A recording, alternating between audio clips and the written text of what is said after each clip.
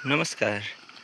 यहाँलाई स्वागत छ सक्षम बहुउद्देश्य कृषि तथा पशुपन्छी फार्मको युट्युब च्यानलमा, साथै फेसबुक पेज, फेसबुक लगायतका अन्य सामाजिक सञ्जालमा।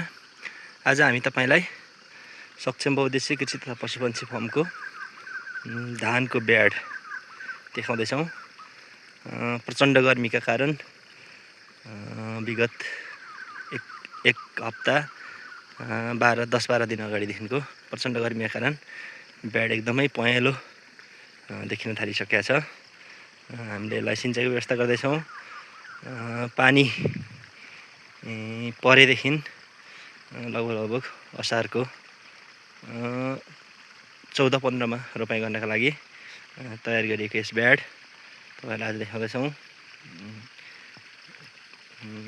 मौसम एकदमै घाम चर्केको कारणले गर्दाखेरि धानको बिउ एकदमै पहेँलो भइसकेको छ। रोपाइँ सिजन सुरु भइसकेको समय छ लगभग तर पनि पर्याप्त पानी नपाउने कारणले, कुलो सिँचाइको अभावको कारणले ब्याडहरू यसरी पहेँलो भएर सुक्दै गइरहेको अवस्था छ। समग्र यो बेसीमा नै पुरै सबैजनाका ब्याडहरू यस्तै पहेँलै हुँदै गइसकेका छन्। किनभनेदेखि पानीको अभाव छ। यहाँ ब्याड हुर्काउन समेत पनि पानी धौधौ छ। यो बेलुकाको समयमा छु म। यो बेलुकाको समयमा पनि मान्छे यहाँ रातभरि लाइन लागेर टस बाल्दै आफ्नो ब्याड हुर्काउनलाई तछाड मछाड गरेर तल्लिन्छन्।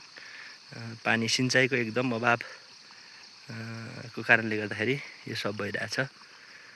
हस्त धन्यवाद। हाम्रो यस भिडियोलाई माया गरेर अन्तिमसम्म हेरिदिनु भएकोमा तपाईँ सम्पूर्णमा विशेष धन्यवाद।